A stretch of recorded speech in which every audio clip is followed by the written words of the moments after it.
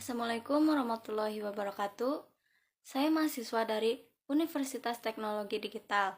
Nama saya Santi Rizky Amelia dengan nomor pokok mahasiswa 112111383.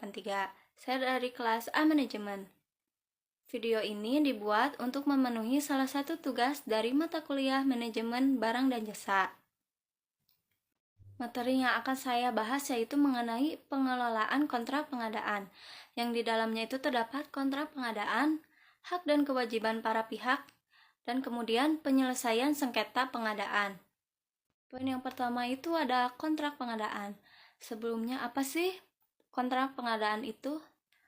Kontrak pengadaan yaitu perikatan perjanjian antara dua belah pihak, yaitu lembaga pemberi kerja atau pejabat berwenang, dengan pelaksanaan pekerjaan atau penyedia, yang berisikan hak dan kewajiban serta ketentuan yang mengikat dalam pelaksanaan pengadaan.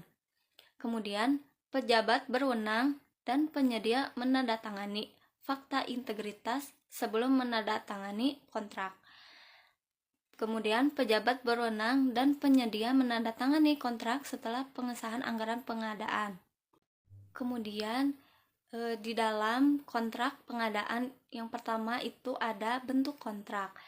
Bentuk kontrak yang lazim dipergunakan itu ada surat kontrak atau surat perjanjian borongan, kemudian surat perintah kerja atau SPK, surat pesanan atau SP, kemudian surat perintah memulai pekerjaan, dan yang terakhir itu tenaga kontrak atau PO. Dan yang kedua itu ada isi kontrak yang meliputi identitas yang jelas tentang para pihak yang mengikat atau membuat perjanjian kontrak. Kemudian pekerjaan yang diperjanjikan dengan uraian yang jelas mengenai ruang lingkup, jenis, dan jumlah barang dan jasa yang diperjanjikan. Kemudian hak, kewajiban, dan pertanggungjawaban para pihak. Kemudian nilai dan harga satuan dari perjanjian kontrak dan persyaratan pembayaran, dan yang terakhir persyaratan dan spesifikasi teknik yang jelas dan terinci.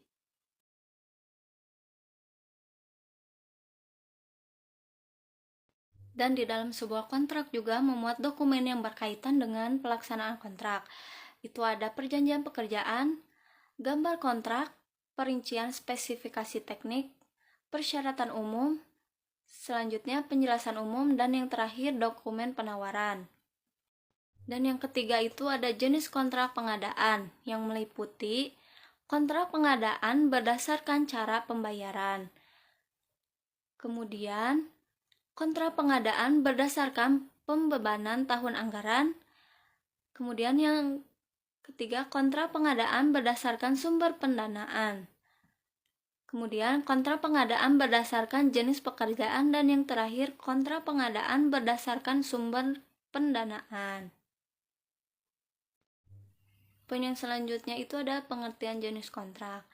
Nah, di sini ada banyak sekali jenis kontrak. Boleh dilihat ada 18 kontrak. Mungkin saya tidak bisa menyebutkan satu persatu karena terlalu banyak. Nah, yang selanjutnya itu yang keempat, penandatanganan kontrak. Penandatanganan kontrak dilakukan dengan ketentuan dan persyaratan sebagai berikut. Yang pertama itu kontrak ditandatangani setelah diterbitkan keputusan penetapan penyedia. Kemudian kontrak ditandatangani setelah anggaran disetujui dan disahkan. Kontrak ditandatangani setelah pemenang tender menyerahkan jaminan pelaksanaan. Pekerjaan jasa konsultasi tidak diperlukan jaminan pelaksanaan. Kemudian yang kelima itu ada penghentian dan pemutusan kontrak. Penghentian dan pemutusan kontrak dilakukan bila mana terjadi hal-hal di luar kekuasaan kedua belah pihak untuk melaksanakan kewajiban atau hal-hal seperti yang telah ditentukan dalam kontrak yang disebabkan oleh itu dalam keadaan kahar, atau seperti contohnya terjadinya gempa bumi, longsor, dan lain sebagainya. Kemudian itu para pihak cedera janji dan tidak memenuhi kewajiban dan tanggung jawab sebagaimana diatur di dalam kontrak. Kemudian yang keenam itu ada serah terima pekerjaan dan pembayaran, yang meliputi pekerjaan telah selesai 100% sesuai dengan tertuang dalam kontrak.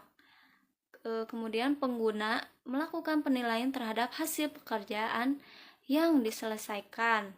Kemudian yang ketujuh, sanksi keterlambatan. Bila terjadi keterlambatan penyelesaian pekerjaan akibat dari kelalaian penyedia, maka dikenakan denda keterlambatan sekurang-kurangnya 1/1000 per hari dari nilai kontrak. Kemudian yang kedelapan, penutupan dan penyelesaian kontrak. Penutupan dan penyelesaian suatu kontrak dilakukan setelah diadakan kegiatan yang meliputi pertama, evaluasi pelaksanaan kontrak. Kedua, pemenuhan hak dan kewajiban. Selanjutnya itu hak dan tanggung jawab para pihak dalam pelaksanaan kontrak. Setelah penandatanganan kontrak, selanjutnya pengguna melakukan pemeriksaan lapangan bersama dengan penyedia pelaksana pekerjaan dan membuat berita acara keadaan lapangan. Kemudian yang terakhir itu penyelesaian sengketa pengadaan.